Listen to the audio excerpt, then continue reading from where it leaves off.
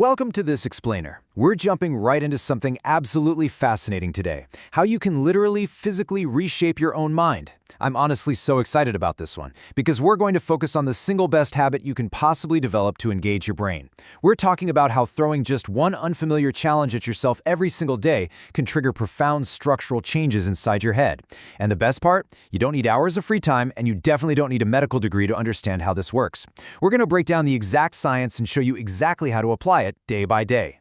So what if I told you that your brain is quite literally not the same brain you had yesterday? I know, right? It sounds like pure science fiction. But here's the truly amazing part we're going to explore. You really don't need some expensive brain training machine or a pricey monthly subscription service to upgrade your mind. You literally might just need to do something you've never done before. All right, Section 1. The brain can change. Let's get right into it.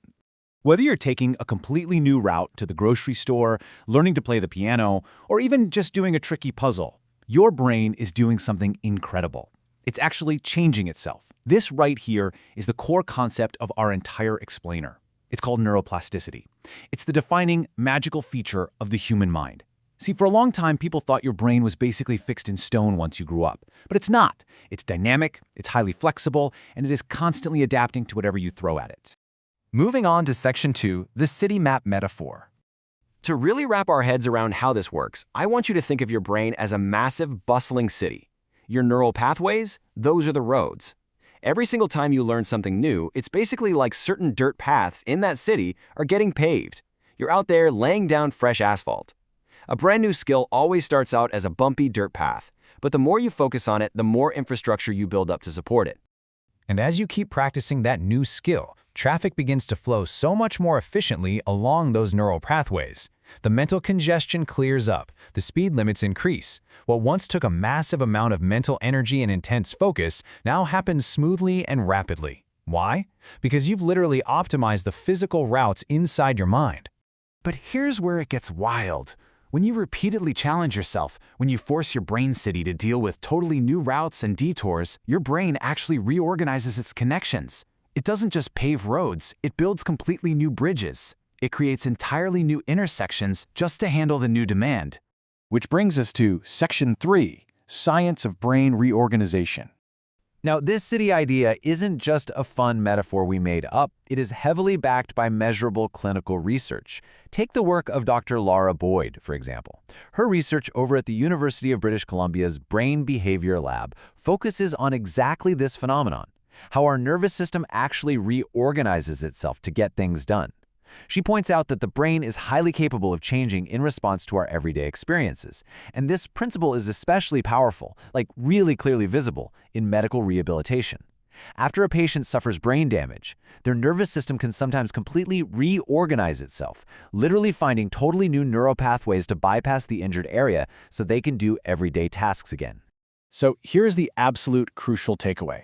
The exact same fundamental ability that helps someone relearn how to move or speak after a traumatic injury is the exact same process that fires up when a healthy person learns something new. Your brain is not a computer hard drive that just passively stores your memories. Your experiences actively shape the physical hardware of the brain itself. Let's look at Section 4, the unfamiliar daily challenge. Okay, so what actually happens when we take control of this process every single day? Imagine tomorrow morning you decide to take a completely different route to work. Same destination, but a totally unfamiliar path. Instantly, you are knocked off your usual autopilot. Your brain suddenly has a real problem to solve in real time. It's thinking, wait, where am I? What's the next landmark? Which turn is this? Just by changing the direction of your steering wheel, you forced your brain to wake up and engage. Or imagine deciding you're going to learn 5 new words today. But, and here's the catch, you know you can't just passively read them on a screen and expect them to stick. Passive reading does not build those strong paved roads in your brain city.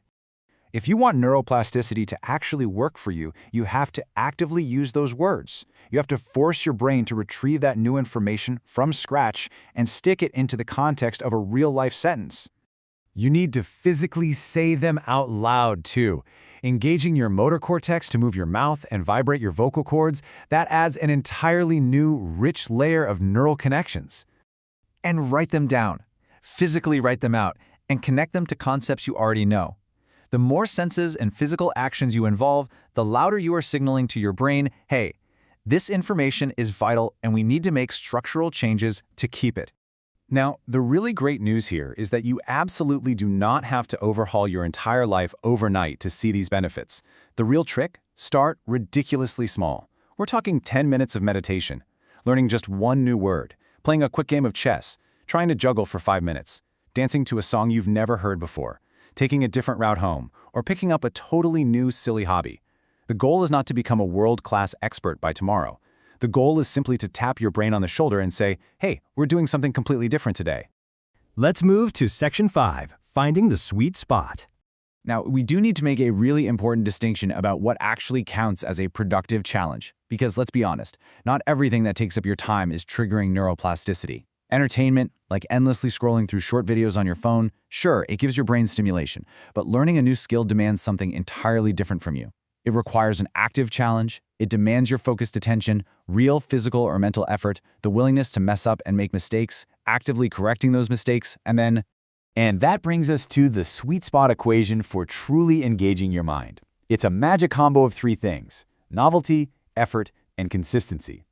You don't need to overwhelm yourself to the point of a headache, right? But you do need to actively engage with something completely new, actually try hard at it, and keep showing up to do it. Challenge forces attention, and repeated practice gives your brain the time it needs to physically adapt. Finally, Section 6, the power of yet. You know, there's an incredibly beautiful emotional payoff to this whole process. When you first try something new, say picking up a guitar, your fingers absolutely refuse to cooperate. You make tons of mistakes. It's frustrating. But every new route begins with getting a little bit lost. Every new ability begins with the struggle of your brain saying, man, I don't know how to do this yet. And that single word, yet, is exactly where neuroplasticity kicks in. It's the friction that actually causes the growth. So if you take nothing else away from this explainer, remember this. Your brain is not a finished product. It is a constantly evolving work in progress. So give it something new to chew on. Deliberately challenge it. Practice that challenge, and literally let it change you from the inside out. Because the brain you're going to have tomorrow begins entirely with what you challenge it to do today. So tonight, instead of looking in the mirror and wondering how to make your brain younger, I want to leave you with a much more powerful, provocative question. What can I learn today that I couldn't do yesterday? Thank you so much for joining me on this explainer. Now go out there and build tomorrow's brain.